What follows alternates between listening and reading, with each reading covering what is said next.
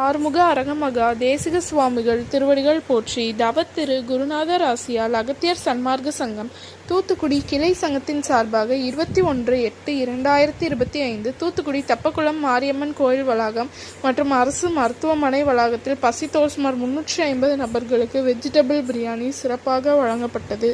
வழங்கியவர்கள் துரையூர் மகா சித்தர் சார்பாகவும் மற்றும் தூத்துக்குடி அகத்தியர் சன்மார்க்க சங்க அன்பர்கள் சார்பாகவும் வழங்கப்பட்டது. அன்னதானத்திற்கு பொருளுதவி செய்தவர்களும் தொண்டு செய்தவர்களும் அவர்கள் குடும்பத்தாரும் எல்லா வளமும் பெற்று சிறப்புடன் வாழ வேண்டுகிறோம்.